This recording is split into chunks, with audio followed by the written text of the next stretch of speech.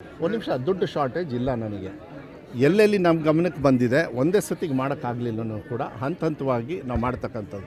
ಜೋರು ಮಳೆ ಬಂದಾಗ ನಮ್ಮ ಕಡೆ ಭಾಗದಲ್ಲಿ ಶೌಚಾಲಯನೂ ಬೀಳ್ತದೆ, ಮನೆಯೂ ಬೀಳ್ತವೆ. ಯಾವ್ಯಾವ ಹಂಚಿಂದು ಶಾಲೆಗಳಿದ್ದು ಮುಂಚೆ ನಮ್ಮ ಕಡೆ ಭಾಗದಲ್ಲಿ, ಮಲೆನಾಡು ಭಾಗದಲ್ಲಿ ನೀವು ಕೊರತೆ ಏನಿಲ್ಲ. ನನಗೆ ಒಂದೇ ಒಂದು ರಿಕ್ವೆಸ್ಟ್ ಏನಂದರೆ, ಕಲ್ಯಾಣ ಕರ್ನಾಟಕ ಭಾಗದ ಹಣ ಏನು ಬರುತ್ತೆ ಅದನ್ನು ಸ್ವಲ್ಪ ಇಂಥದಕ್ಕೆ ಯೂಸ್ ಮಾಡಿದರೆ ನನಗೆ ಸ್ವಲ್ಪ ಹೆಲ್ಪ್ ಆಗ್ತದೆ.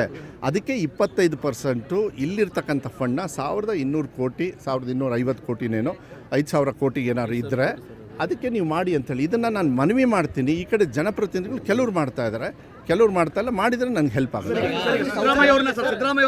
ಮೀಡಿಯಾದಲ್ಲಿ ನೀವು ಚರ್ಚೆ ಮಾಡ್ಕೊಂಡು ಕೊಡ್ರೆ ನನಗೆ ಸಂಬಂಧ ನೋಡ್ರಿ. ನಾವೆಲ್ಲ ಬಾಯಿ ಮುಚ್ಕೊಂಡಿರೋಕೆ ಹೇಳಿದ್ದಾರೆ. ನನಗೇನು ಈಗ ನಮ್ಮ ಬಾಯಿ ಥರದ್ದು ಏನು ಉಪಯೋಗ? ನಾನೇನು ಬಾಯಿ ತೆರೆಯೋನಲ್ಲ ಆ ವಿಚಾರದಲ್ಲಿ. ಅವ್ರು ನಮ್ಮ ನಾಯಕರು ಬರ್ತಾರೆ, ನಿಮಗೆ ಯಾಕದು ಬೇಡ ಬಿಡಿ. ಅವ್ರು ಏನೋ ಬಂದು ಕೇಳ್ಕೊಂಡು ಹೋಗ್ತಾರೆ. ನಿಮ್ಮ ಹತ್ರ ಬಂದು ಹೇಳ್ಯಾರ? ಮಾಧ್ಯಮದಲ್ಲಿ ಮುಂದೆ ಹೇಳ್ತಾರಲ್ಲ ಸರ್. ಅಲ್ಲ, ಮಾಧ್ಯಮದಲ್ಲ ಪಾಪ. ನಿಮಿಷ ಬಿ ಆರ್ ಪಾಟೀಲ್ ಮತ್ತೆ ನಾನು ಆ ಥರ ಹೇಳಿಲ್ಲ ಅಂದರು. ರಾಯ್ ರೆಡ್ಡಿ ಅವರು ಪಾಪ ಏನಂದ್ರು, ಏನೋ ಹೇಳಿದ್ನ ಏನೋ ಒಂದು ತಿರ್ಚಾಕಿರೋ ನಮ್ಮ ಸರ್ಕಾರ. ಅಲ್ಲಾರೇ ಒಂದು ನಿಮಿಷ, ಈಗ ಅದನ್ನ ಅವ್ರ ಹತ್ರ ಅಲ್ಲ ಬೇರೆ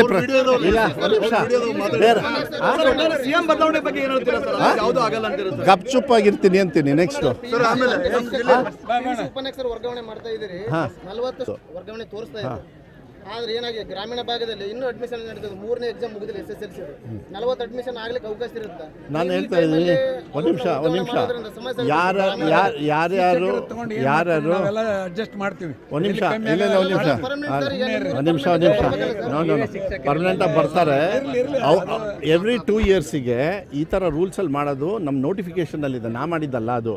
ಎವ್ರಿ ಆಲ್ಟರ್ನೇಟ್ ಇಯರ್ಸ್ ಇದೆಲ್ಲ. ಒಂದು ನಿಮಿಷ, ಅನ್ಯಾಯ ಆಗದೆ ಇರೋ ರೀತಿಯಲ್ಲಿ ಶಿಕ್ಷಕರನ್ನು ಕೊಡ್ದ. ಒಂದು ನಿಮಿಷ, 40 ಸ್ಟೂಡೆಂಟಿಗೆ ಅವ್ರಿಗೆ ತೊಂದರೆ ಆಗದೆ ಇರೋ ರೀತಿಯಲ್ಲಿ ಪರ್ಮನೆಂಟ್ ಟೀಚರ್ಸ್ ಕೊಡೋದು. ಒಂದು ನಿಮಿಷ ರೀ, ನೀವು ಸುಮ್ಮನೆ ಯಾಕೆ ಅರ್ಜೆಂಟ್ ಮಾಡ್ತೀರಿ?